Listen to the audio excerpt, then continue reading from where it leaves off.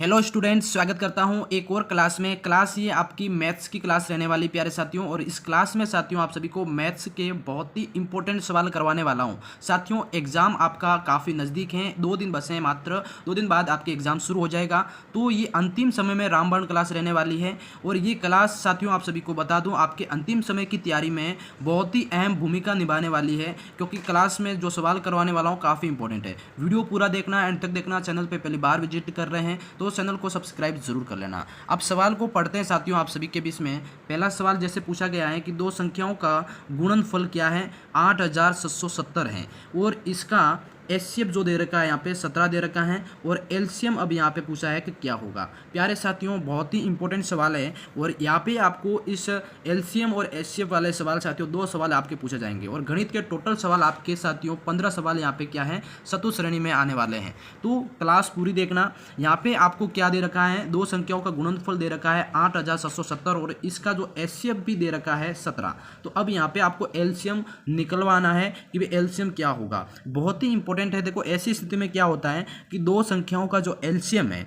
संख्याओं के गुणनफल और उनके एचसीएफ के अनुपात के बराबर होता है। क्या होता है, उसके गुणनफल और उसके एचसीएफ के बराबर होता है। तो साथियों इस प्रश्न में जो आपका एचसीएफ तो 17 दे रखा है, तो ऐसी स्थिति में क्या करना है आप सभी विद्यार्थियों को साथियों, जैसे आपका जो गुणनफल है 8770, ठीक है। अब इसमें क्या करना है आप सभी विद्यार्थियों को साथियों, यहाँ पे 17 का भाग लगाना है। क्या करना है, 17 का भाग लगाओगे तो आपके सामने आंसर आएगा। प्यारे साथियों आपके सामने जो आंसर आएगा वो होगा आपका 510। कितना आएगा, 510 आएगा। आप सभी विद्यार्थी यहाँ पे भाग लगा के देख सकते हैं, क्योंकि मेरे पास मैं फ़ोन से पढ़ा रहा हूँ तो मैं यहाँ पे इतना सोल्व नहीं करवा सकता हूँ। बट यहाँ पे जो आंसर आपका हो जाएगा साथियों 510। क्या होगा यहाँ पे, इसका जो अब यहाँ पे आंसर क्या होगा, एलसीएम कितना हो जाएगा साथियों, एलसीएम हो जाएगा 510। ठीक है, तो यहाँ पे जो विधि है आपको बता दी। इस तरह के सवाल आते हैं तो आपको घबराना नहीं है।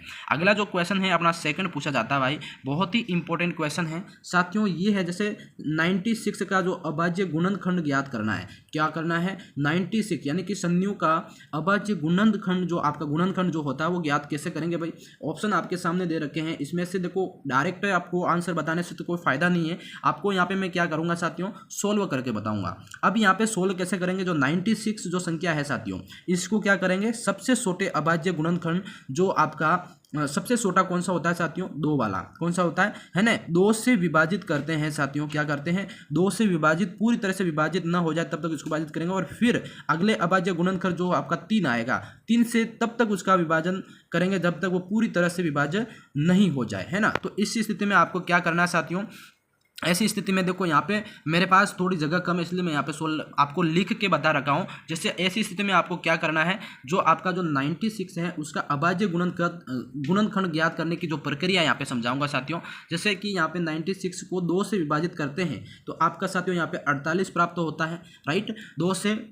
2 से संधियों में भाग देंगे तो 48 प्राप्त होता है। अगला साथियों जैसे 48 प्राप्त होता है तो 48 में 2 का विभाजन डालेंगे तो यहाँ पे 24 प्राप्त होगा, ठीक है। अब यहाँ पे जैसे 24 आपका प्राप्त होता है तो 24 में 2 का भाग लगाने पर आपको 12 प्राप्त होता है, ठीक है। अब जैसे ही यहाँ पे 12 के अंदर आपका 2 का भाग लगाएंगे तो आपका साथियों यहाँ पे कितना, 6 प्राप्त होता है। अब ऐसी स्थिति में 6 प्राप्त हो गया। 6 के बाद आपको क्या करना है, 6 के अंदर साथियों कितना है, 2 भाग लगाएंगे। 2 का भाग लगाने पर आपको क्या है, यहाँ पे 3 प्राप्त होता है। अब यहाँ पे 3 का विभाजन कैसे करेंगे साथियों, अब 3 का भाग 3 में देंगे तो 1 बार यहाँ पे प्राप्त होगा, और ये आपका मतलब लास्ट आंसर होगा। तो ऐसी स्थिति में क्या करेंगे साथियों, अब यहाँ पे जैसे कि कॉमन लेना है। यहाँ पे कॉमन क्या है कि जैसे कि कौन सी संख्या अधिक बार आई है, जैसे एक बार यहाँ पे 2, एक बार आया 1 2, अब 2 यहाँ पे कितनी बार आया, 2 3 4 और 5 बार साथियों यहाँ पे क्या है आपका 2 आया है, ठीक है। 5 बार 2 आया है। और 3 कितनी बार आया साथियों, 3 सिर्फ आपका कितनी बार आया, इंटू 1 बार, है ना, 1 बार आया 3, है ना। तो ऐसी स्थिति में साथियों आपको क्या करना है, ऐसी स्थिति में आपको विशेषकर ध्यान रखना, ऐसी स्थिति में आपका जो आंसर होगा वो यहाँ पे जो ऑप्शन में दे रखा है वो इस हिसाब से बताना है कि दो जो संख्या है आपकी कितनी बार आई, 5 बार, है ना। यानी कि 2 इंटू 2 इंटू 2 इंटू 2 इंटू और 2, ये 5 बार आई। तो इसको अपन कैसे लिखेंगे, 2 की स्क्वायर 5, 2 की घात 5 इंटू आपकी 3 एक बार आया तो 3 एक बार आया। यानी कि इस तरह के साथियों आपका जो आंसर हो जाएगा वो ए वाला हो जाएगा। ठीक है, तो इस तरह से इसका जो अभाज्य गुणनखंड ज्ञात करना है। इस तरह की संख्या साथियों, क्वेश्चन आपके यूपीएससी, आरएएस, बड़े बड़े एग्जाम में, एसएससी वैसे सवालों में पूछा जाता है और इस बार आपके 4th ग्रेड एग्जाम के अंदर इसकी पूरी संभावना है। अगला क्वेश्चन साथियों आपका पूछा जाता है, वेरी वेरी इंपॉर्टेंट है ये सवाल जो है आपका।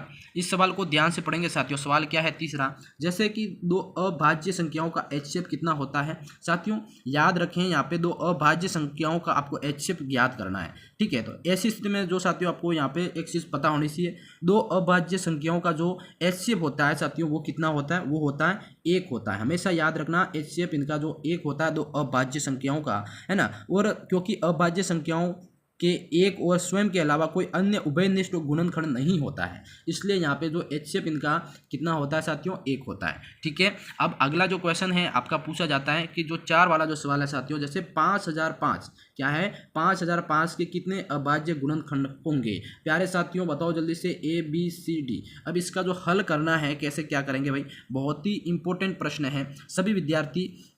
जैसे कि साथियों यहाँ पे 5000 को सबसे छोटी अभाज्य संख्या से विभाजित करना शुरू करें।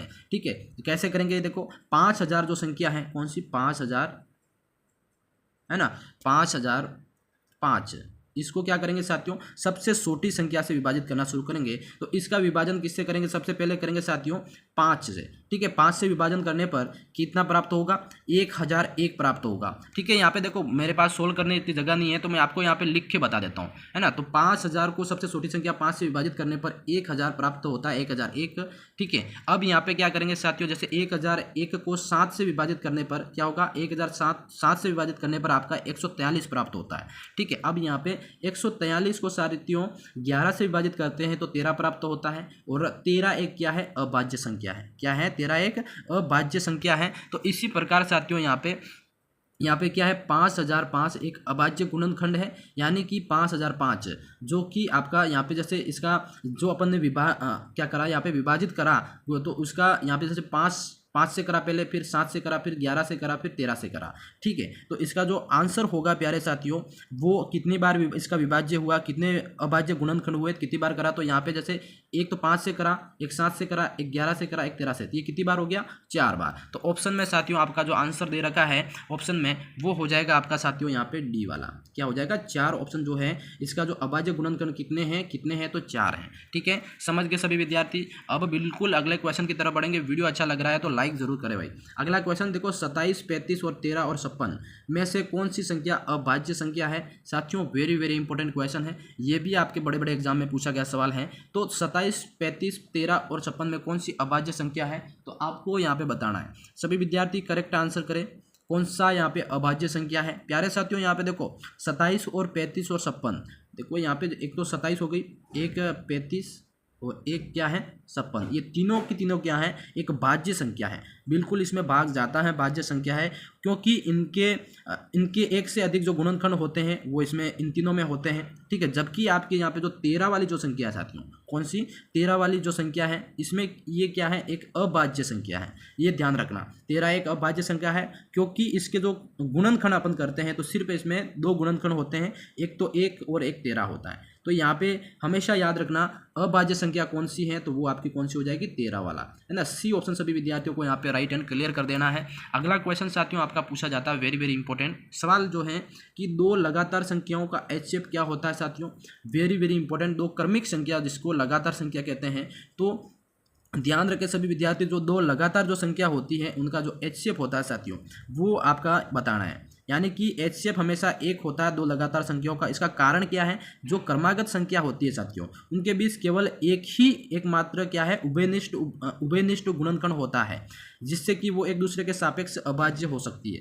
ठीक है, तो इसलिए याद रखना इसका HCF कितना होगा, 1 होगा। ये एग्जामिनर आपको कन्फ्यूज करने के लिए इस तरह के जो सवाल हैं वो आपको पूछेगा। ठीक है, तो अगला क्वेश्चन जो अपना साथियों पूछा जाता है, जैसे कि सबसे छोटी भाज्य संख्या और सबसे छोटी अभाज्य संख्या का HCF कितना होगा। देखो वेरी वेरी इंपॉर्टेंट क्वेश्चन है। एक तो पूछा है सबसे छोटी भाज्य संख्या और सबसे छोटी अभाज्य संख्या। अब दोनों का जो HCF है आपको बताना है 0, 2, 4 और 6। प्यारे साथियों ऐसी स्थिति में इसका आंसर कैसे दोगे आप, बिल्कुल इंपॉर्टेंट क्वेश्चन है। सबसे छोटी जो भाज्य संख्या और सबसे छोटी अभाज्य संख्या, इन दोनों का HCF क्या होगा। इन दोनों का जो HCF होगा साथियों 2, क्या होगा, दोनों का एचसीएफ 2 होगा। कैसे, मैं बताता हूँ। जैसे कि आपका 2 होगा, सबसे छोटी अभाज्य संख्या कौन सी है, सबसे छोटी जो अभाज्य संख्या कौन सी है, 2 है, ठीक है, ये ध्यान रखना। सबसे छोटी भाज्य संख्या 2 है और सबसे छोटी भाज्य संख्या 4 है। क्या है सबसे छोटी अभाज्य संख्या, एक मिनट, सबसे छोटी अभाज्य संख्या साथियों, यहाँ पे थोड़ा उल्टा हो गया। सबसे छोटी अभाज्य संख्या कौन सी है, याद रखना 2 होती है। कौन सी होती है साथियों, 2, ठीक है। अब यहाँ पे सबसे छोटी भाज्य संख्या की बात करें तो वो होगी 4, ठीक है, वो होगी 4। तो यहाँ पे अब क्या करेंगे, 2 और 4, 2 और 4 क्या है साथियों, 2 और 4 आपका महत्व यानी कि एचसीएफ है, क्योंकि 2 का सबसे बड़ी संख्या है और 2 और 4 क्या है, दोनों क्या है, 2 और 4 क्या है, दोनों एक तरह से पूरी तरह विभाजित हो सकते हैं। इसलिए जो इसका आंसर होगा साथियों, ये वाला क्या है, 2 वाला। क्या होगा, इसका एचसीएफ कितना होगा, तो एचसीएफ साथियों यहाँ पे 2 हो जाएगा, ठीक है, बिल्कुल। अगला क्वेश्चन आपका यहाँ पे पूछा जाता है 8वां। देखो, वीडियो को लाइक कर दो सभी विद्यार्थी। अगला जो क्वेश्चन है, निम्नलिखित में से कौन सी संख्या अपरिमेय संख्या है। प्यारे विद्यार्थियों, कौन सी संख्या एक अपरिमेय संख्या है, तो आप सभी विद्यार्थियों को बताना है। सभी विद्यार्थी बताओ यहाँ पे। भाई अपरिमेय संख्या की बात करते हैं तो वो आपकी यहाँ पे हो जाएगी साथियों √23। क्या हो जाएगी यहाँ पे, ए वाला जो ऑप्शन है आपका, ये क्या है, एक अपरिमेय संख्या। कैसे भाई, 23 एक पूर्ण वर्ग संख्या नहीं है साथियों। ये जो 23 वाला जो आंसर है ना, ए वाला, ये एक पूर्ण वर्ग संख्या नहीं है।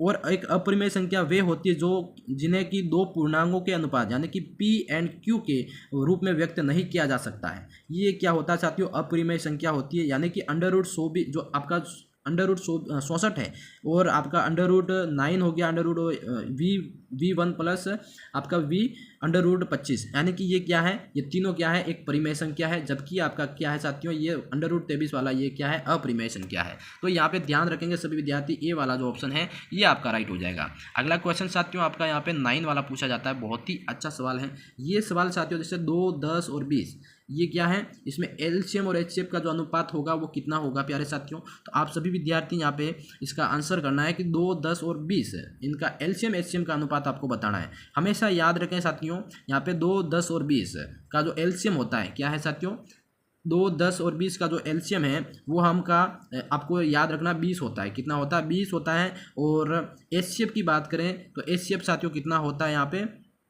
हाँ ये हो गया एलसीएम, ठीक है। और यहाँ पे एचसीएफ की बात करें तो एचसीएफ कितना होता है, 2 होता है, ठीक है। और इसलिए इनका जो अनुपात होगा साथियों, 20 का जो होगा 10 होगा, ठीक है, और 2 का 1 होगा, यानी कि 10 अनुपात जो 1 है आपका वो क्या है, यहाँ पे सी वाला जो ऑप्शन है साथियों आपका राइट कर देना है, ठीक है। अब इसी क्रम में अगला क्वेश्चन आपका 10 पूछा गया, बहुत ही इंपॉर्टेंट सवाल ये है। एक अशून्य परिमेय और अपरिमेय संख्या का जो गुणनफल क्या होगा साथियों, वेरी वेरी इंपॉर्टेंट क्वेश्चन।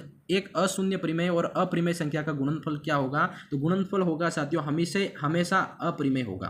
क्या होगा इसका गुणनफल, हमेशा अपरिमेय होगा। ऑप्शन नंबर बी यहाँ पे लॉक कर देना है, ठीक है। अगला क्वेश्चन आपका यहाँ पे 11 पूछा गया, बहुत ही इंपॉर्टेंट सवाल। जैसे कि 45-60 का एचसीएफ क्या होगा प्यारे साथियों, तो 45-60 का जो एचसीएफ है वो आप सभी विद्यार्थियों को यहाँ पे सोल्व करना है। तो साथियों यहाँ पे 45 क्या है, एक प्रकार की, जैसे यहाँ पे 45 और 60 दोनों का क्या है, आपको गुणनफल करना पड़ेगा। गुणनफल जैसे कैसे करेंगे भाई, यहाँ पे पहले 45 का देखते हैं अपन, है ना। 45 का गुणनफल करते हैं तो यहाँ पे सभी विद्यार्थी याद रखना, इसका जो गुणनफल होगा 3 × 3 × 5। देखो सभी विद्यार्थी यहाँ पे सोल्व करके देख सकते हो अपनी नोटबुक में, है ना। मैं क्या फ़ोन छोटा है इसलिए फ़ोन में विस्तृत नहीं समझा सकता, इसलिए यहाँ पे मैंने पहले से सोल्व कर रखा है, उसके अकॉर्डिंग बता रहा हूँ। अब यहाँ पे जो 60 का जो करेंगे साथियों, 60 का जो गुणनफल करते हैं तो 60 का क्या होता है गुणनफल साथियों, जैसे कि 2 × 3 × 5 क्या होता है, तो ये 45 का गुणनफल हो गया, ये 60 का गुणनफल हो गया। अब यहाँ पे साथियों पहचान करनी है, क्या है, जैसे कि उभयनिष्ठ जो अभाज्य गुणनखंडों की यहाँ पे पहचान करनी है। दोनों संख्याओं में क्या है, दोनों संख्याओं में 3 और 5 क्या है साथियों, 3 और 5 साथियों उभयनिष्ठ है, यानी कि ये 3 एक ये हो गया और एक ये 5, ये दोनों क्या है, उभयनिष्ठ है। ऐसी स्थिति में साथियों इसमें से आपको 3 लेना है और इसमें से आपको क्या करना है, 5 लेना है, ठीक है। अब यहाँ पे देखो 3 × 5 करते हैं, क्या करते हैं, 3 × 5 करते हैं, तो 3 × 5 करने पर कितना प्राप्त होता है, 15 प्राप्त होता है। तो यहाँ पे आंसर में बी वाला जो ऑप्शन है आपका क्या है, 15 है। तो 45 और 60 का जो एचसीएफ कितना हो जाएगा साथियों, बी ऑप्शन आपका 15 राइट हो जाएगा, ठीक है। तो सभी विद्यार्थियों को यहाँ पे तो समझ में आ गया होगा। अगला क्वेश्चन आपका यहाँ पे पूछा जाता है साथियों 12वां सवाल है, जैसे कि निम्न में से कौन अभाज्य संख्या है, निम्न में से कौन अभाज्य संख्या साथियों, तो इस ऑप्शन में आपको बताना है कौन सी अभाज्य संख्या होगी। तो यहाँ पे वेरी वेरी इंपॉर्टेंट क्वेश्चन है साथियों, सभी विद्यार्थी घबराए नहीं, इस तरह के क्वेश्चन आते हैं तब आपको क्या करना है, अच्छे से समझना है साथियों, है ना। तो यहाँ पे जो आंसर होगा प्यारे साथियों, अभाज्य संख्या यहाँ पे जो होती है वो है 41। कौन सी हो जाएगी, 41, 41 वाली। कैसे भाई, 41 के जो गुणनफल अपन करते हैं, 41 का गुणनखंड, है ना। तो यहाँ पे जैसे करते हैं तो इसमें इसका जो गुणनखंड केवल दो होते हैं, एक तो 1 होता है और एक आपका क्या है, 41 होता है, यानी कि ये दो गुणनखंड होते हैं। तो ऐसी स्थिति में 41 एक अभाज्य संख्या है। क्या है, ये एक अभाज्य संख्या है, ठीक है। तो यहाँ पे सी ऑप्शन सभी विद्यार्थियों को राइट कर देना है। बिल्कुल साथियों, अगला क्वेश्चन आपका 13 पूछा जाता, बहुत ही अच्छा इंपॉर्टेंट क्वेश्चन है। ये है π/3 क्या है साथियों, π/3 क्या है। तो इस तरह के सवाल भी बनेंगे। π/3 आपका हमेशा याद रखना, π/3 क्या है, एक अपरिमेय संख्या है साथियों, एक अपरिमेय संख्या। आपका ऑप्शन नंबर ए लॉक कर देना है। पाई एक अपरिमेय संख्या है और अपरिमेय संख्या को किसी भी पूर्णांक जैसे कि 3 से विभाजित करने पर उसका परिणामी संख्या क्या है, वो अपरिमेय ही रहती है। इसलिए यहाँ पे ऑप्शन नंबर ए आप सभी विद्यार्थियों का राइट आंसर हो जाएगा। साथियों, आज की इस क्लास में आप सभी को जो एलसीएम एचसीएफ के जो सवाल हैं आप सभी को करवाएं, इसमें से आपको ध्यान रखना है साथियों, 2 सवाल आपके हुबहू सवाल बनेंगे पेपर के अंदर, चतुश्रेणी पेपर के अंदर 2 सवाल हुबहू आएंगे।